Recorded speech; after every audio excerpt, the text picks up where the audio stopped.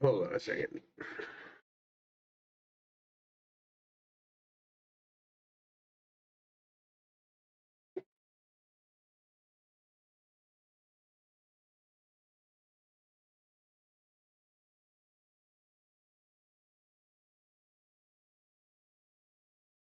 I do get myself a Zevia. If you like soda and you like sugar intolerant like I am, it's a great substitute. Um, so here we go, gamer dad, back in the house. Like you ain't never seen me before. Um, I don't normally do this without a mask, but I'm gonna do it without a mask today because I just feel like it. I don't know. No contacts. Just I think that this calls for it because what I'm seeing here, and I don't even want to say this because I know certain people are going to see it and I might not approve. But I watched this whole podcast during a mushroom peak.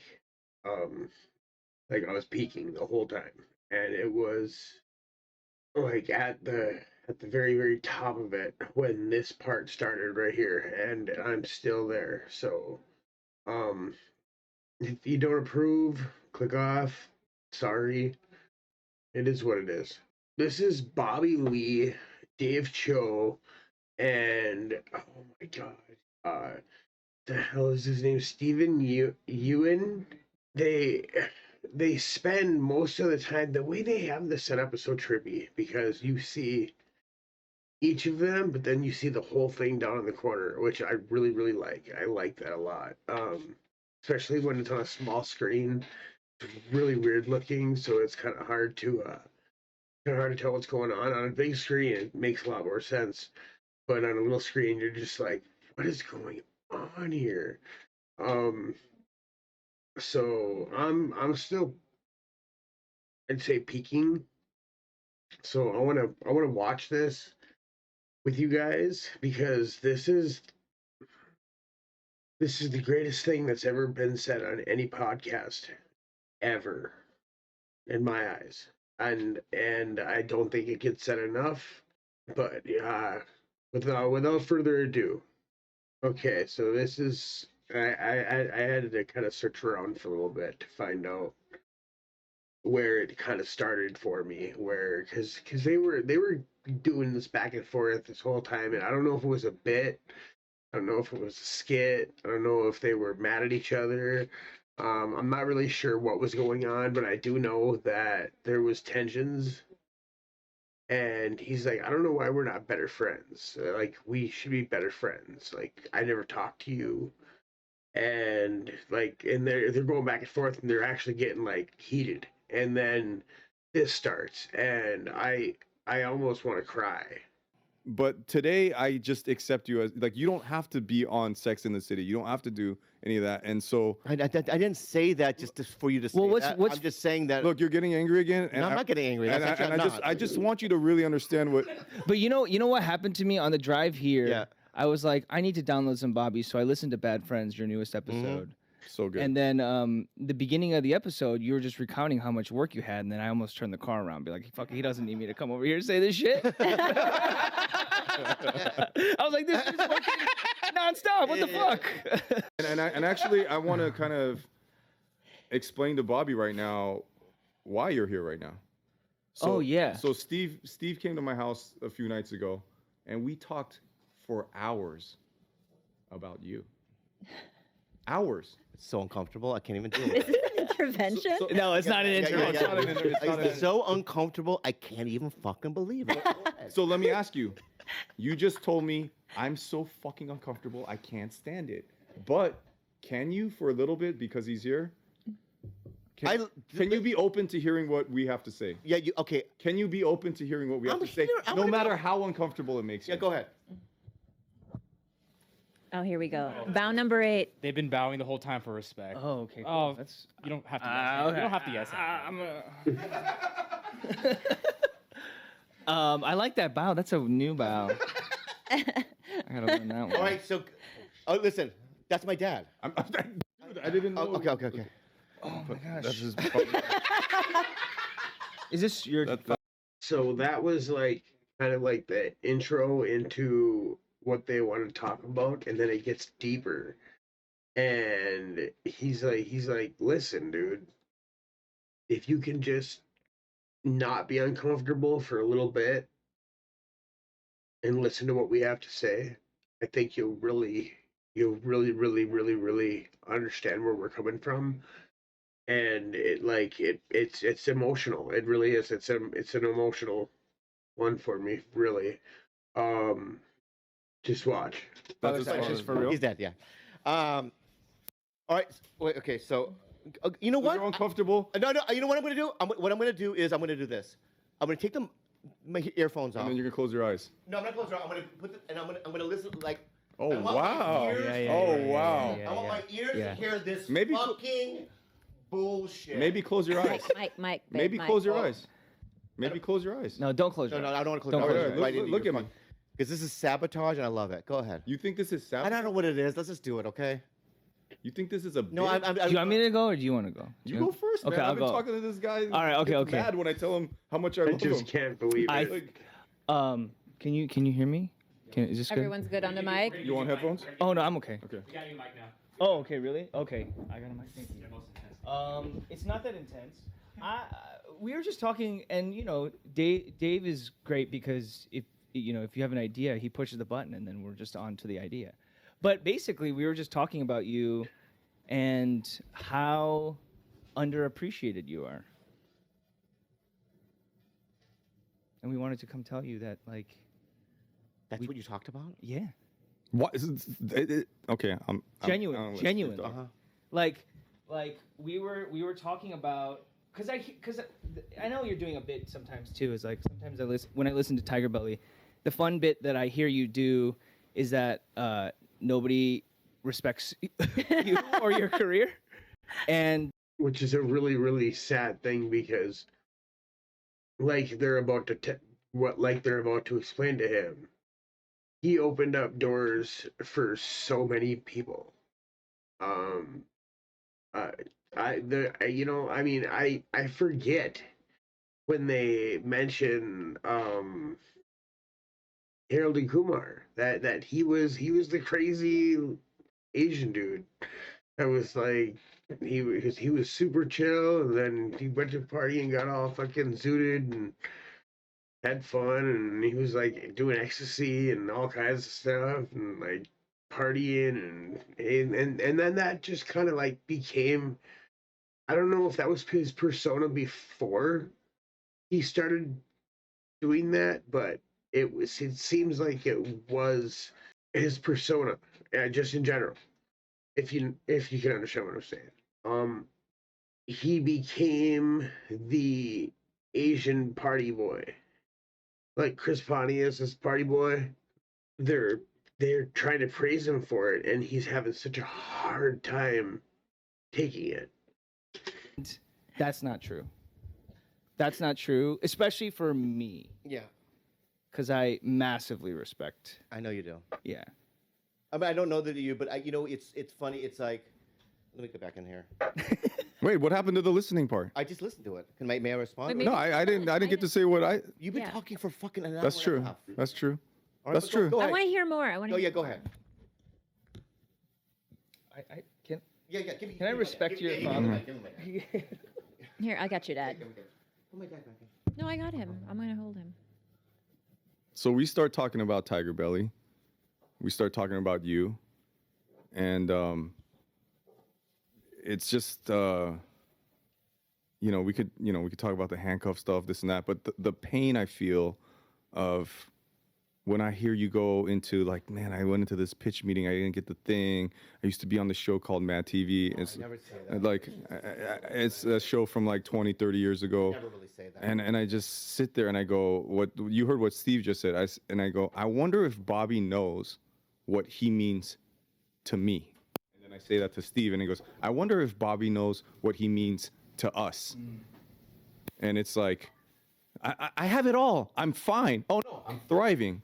But it's like everything you've ever wanted. Everything. It's like, do you know what you mean to me?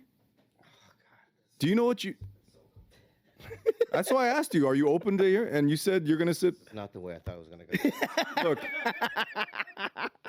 you walked into Cafe 101, and you do the bit. Oh, there's a warlock there with nail polish. You do the whole thing, and I never, ever in my life thought I would meet you, and I never thought I would meet you again, which is why I was like, this is my chance, right?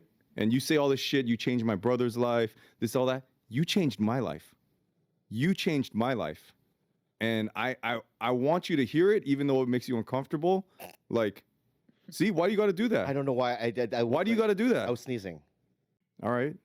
That was a sneeze. I mean, are you taking in anything that we're saying? Yes, I am. That's why I closed my eyes, where I'm absorbing it. But I get it. I can't hear even. I get the cringe of this thing, but you know, we even talked about it. I was like, I don't know if maybe I should just call him personally. But then, you know, this is more intense Showbiz, and fun baby. and Hollywood, baby. But truly, Bobby, you're like not you're. I think you know this, but sometimes it just feels nice to hear it. Like you did it when nobody else could. You did it for us. Yeah. We bow to you. And people don't fully know. By himself now. By himself, babe. Meet him. I don't. I know because I'm going to tell you why. This is. Did that feel foolish? Thank you so much. Don't laugh. You did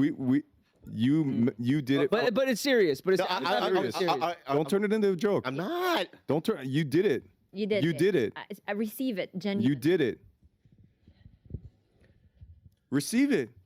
I've absorbed it inside my body, and I'm gonna say something in return, and I'm gonna be as authentic and as real as I can be.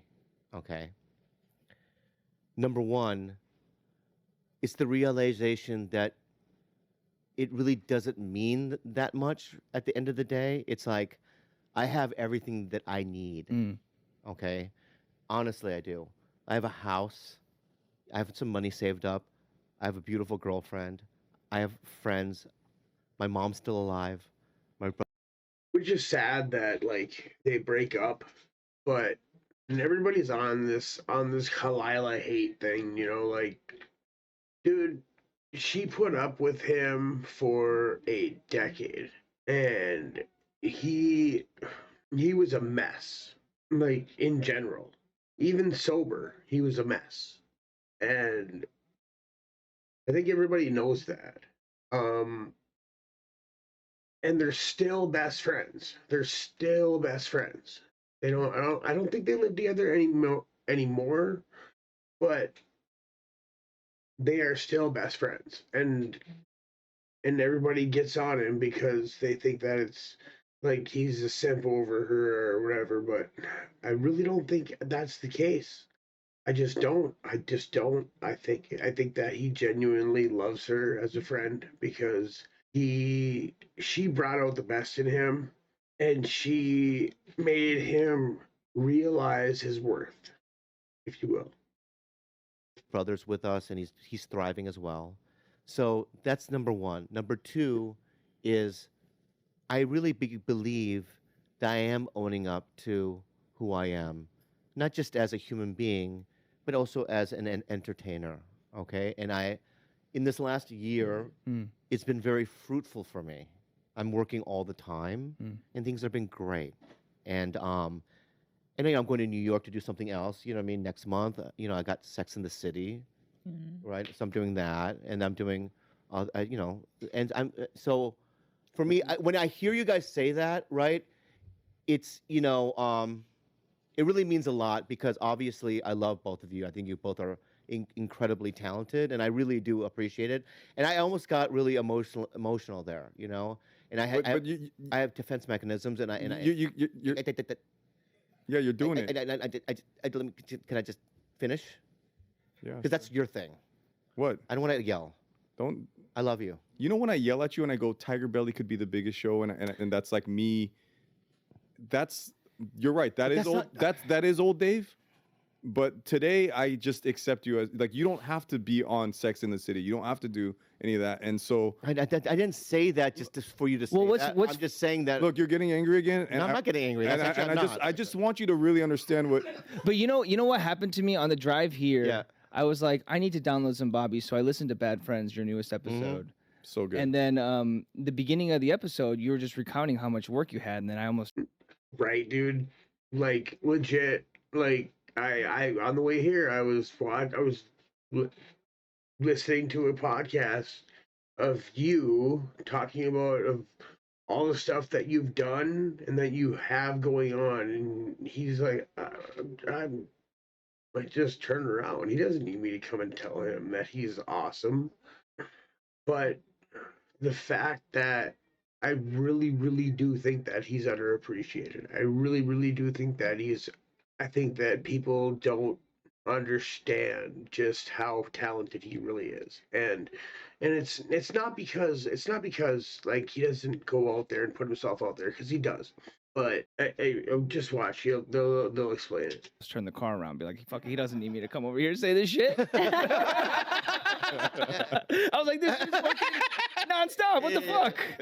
Yeah. No, you things. And you didn't need me to. Just to be clear. Yeah. This is awkward for me because I know you don't need this, and this wasn't me. This is not an intervention or us coming here to be like, you feel down on yourself. it was- like, for me. It's just like We sat there. I haven't talked to you in a while. Yeah. And so now I get to like tell you in a time when, and I don't want to shrink you down to just Asian American, but like in a time when Asian Americans are getting a spotlight, just on that lane of what you've done for the community, beyond, separate from humanity, but what you've done for that specific community, massive. And people don't get it. And that's kind of what I want to say is less to you and more on this program. I don't think people fully realize what Bobby Lee did for Asian Americans. So this fucker's at my house. We're having this conversation at my house, and I'm like, I wish I was better friends with Bobby so I could call him right now and he would pick up the phone and we could tell him on person. And I said, you know what? What Steve's telling to me is like making me emotional. And so I'm like, I want to tell this to Bobby, but he's never going to pick up my call.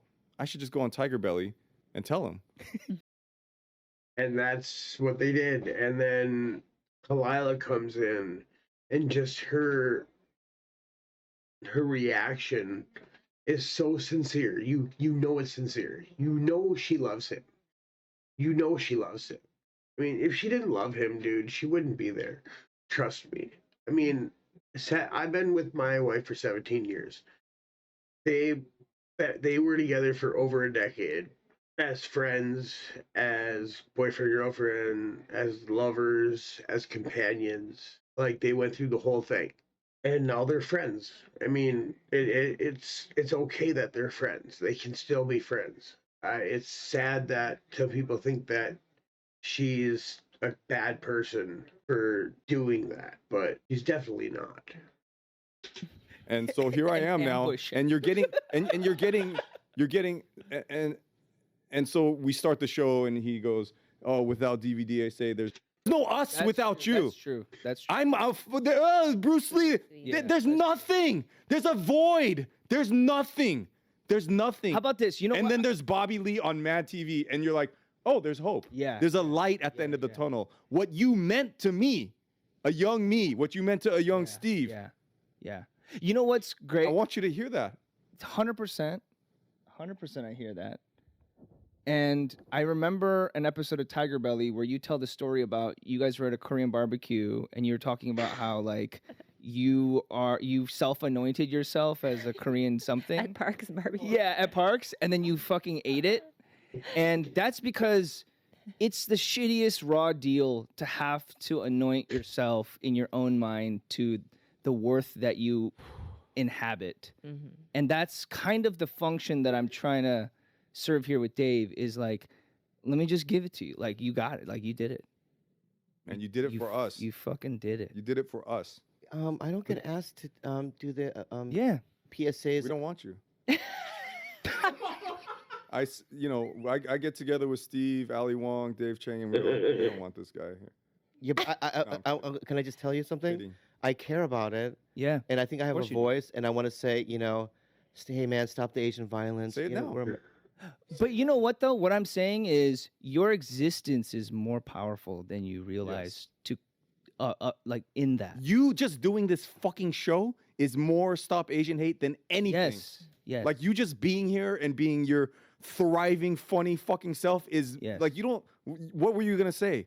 Don't hurt me. Don't hit me. Yeah. You like it when people hit you. You're really offended. But your existence is the protest. And your existence has been the protest since the beginning of your career. And that's kind of the validation that we're trying to put out there for you. Again, What, like, just his explanation of that? Your existence is the protest. Like the fact that you were on Mad TV in a time that just didn't seem that plausible or even possible. It was very interesting because he did have some good parts in Mad TV. He did have some good scenes. He did, like, there's a lot of good sketches in Mad TV that still to this day I remember very, very well. and not that you need it, but just for the knowledge. It's Just we're like sitting here, it's like Bruce Lee. That's not me. There's this Asian waiter guy. That's not me. And then there's this guy. This guy with the. He comes out, and I go, okay, that guy. I got really I got emotional, and the third day I was on Mad TV. There's a couple things that I would have wished that would have held on was In Living Color and Mad TV. I don't know if Mad TV is still going on. I guess I haven't kept up to it. Mostly I just watch my comics on YouTube now, but I'd be interested to find out. If you're in the comments and you hear me say that, just let me know. That's actually mind-boggling. Like, is that going on still? I know In Living Color isn't, but those were two of my favorite shows. In Living Color, that was where Jim Carrey like started with oh my God, was it Fire Marshal Bill, and then the stuff that he would have got canceled for. Oh, Jim Carrey, the parts that he played in in Living Color were they were colorful. Give you that. A producer called me into his office and he said, "Sit down." I sat down and he goes, "When you auditioned, I didn't want you on the show. I don't think that you're talented. I don't think that you're right for the show."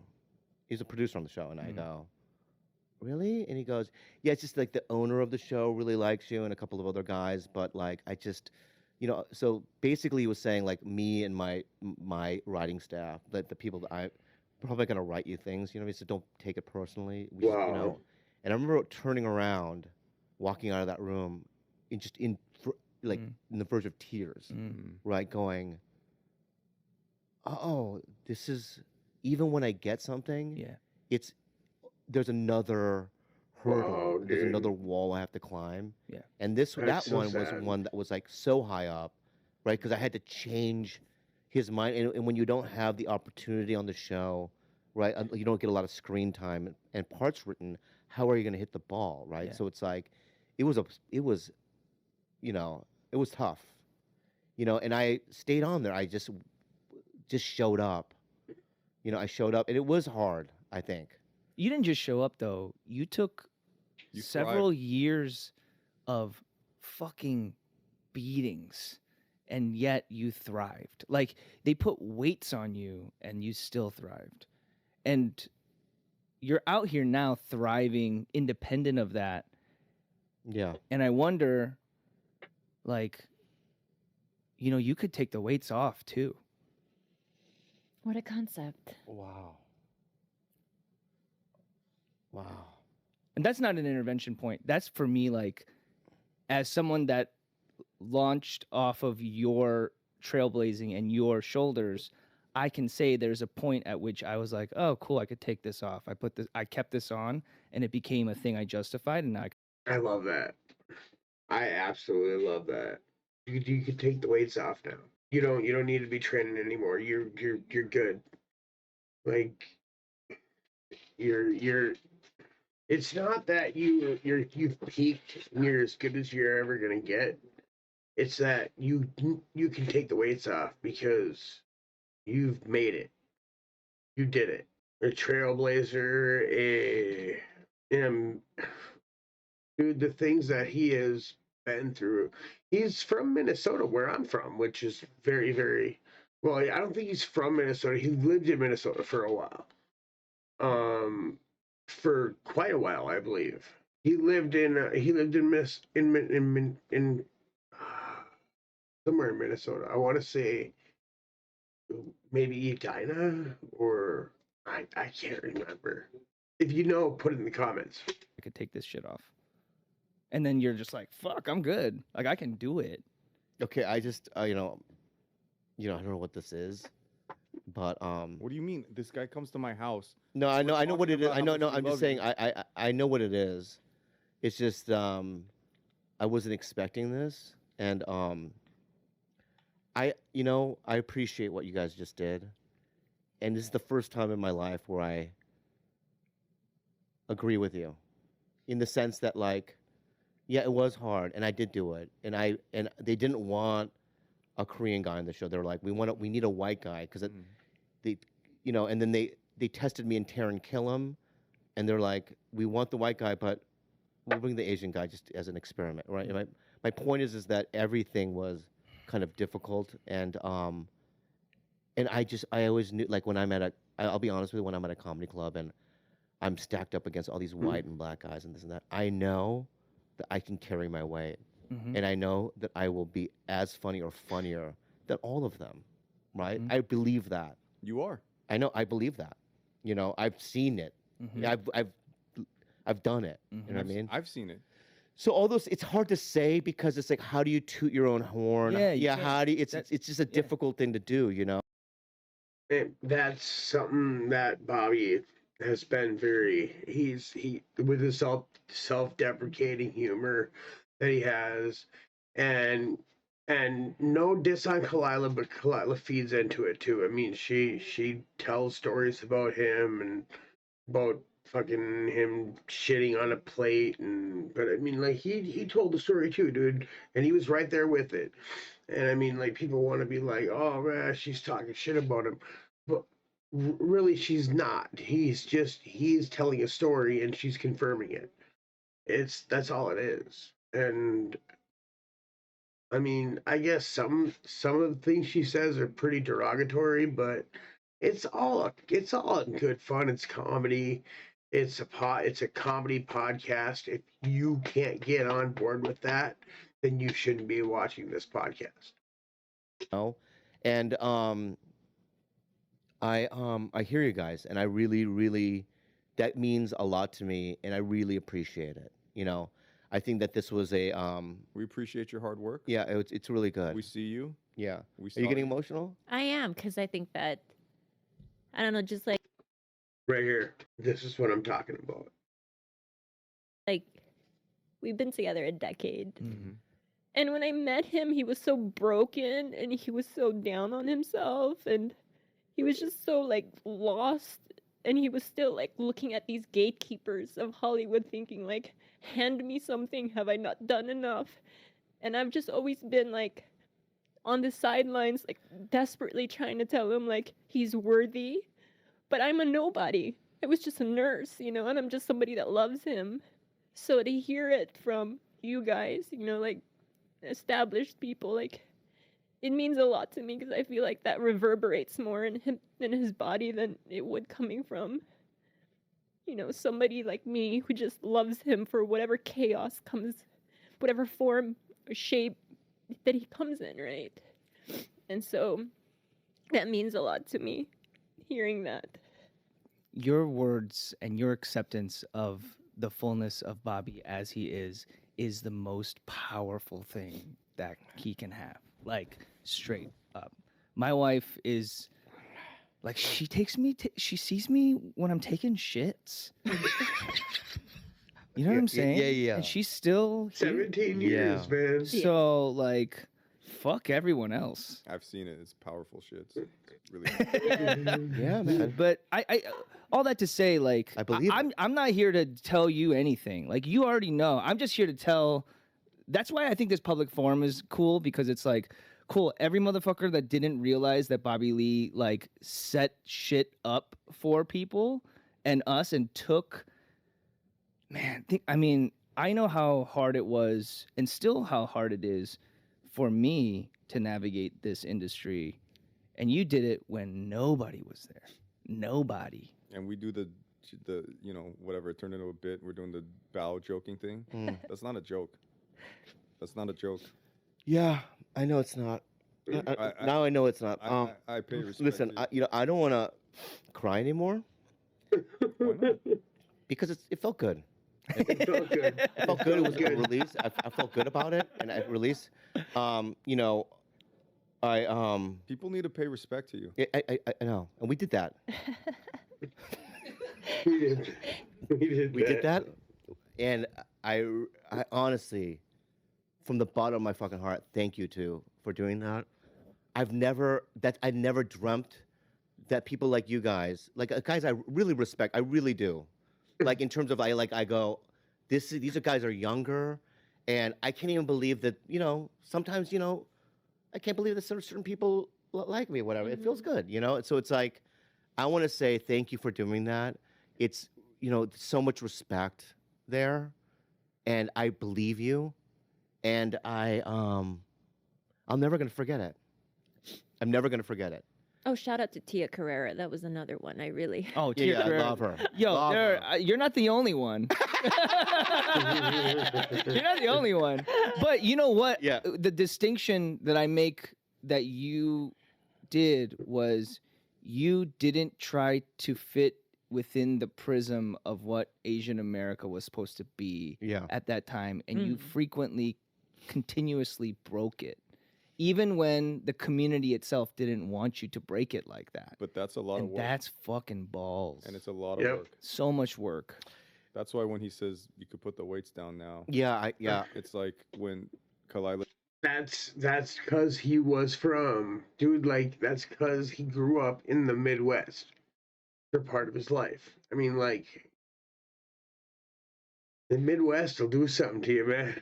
I'm not kidding you, man. Like it'll do something to you. You think like everybody's like, oh, the South's got it bad, and fucking up North's got it's bad. Everybody's different. Everybody's different. West Coast, East Coast, North, Midwest. I mean, we all got our different struggles, our different styles, our different things. I say soda pop. People are like, you call it a soda or a pop. You don't call it a soda pop. And I'm like, no, I call it a soda pop. And then people call shit Cokes, and like, I mean, like, what kind of Coke do you want? Freaking Sprite. Like that's a Texas thing. I'm pretty sure. Like, but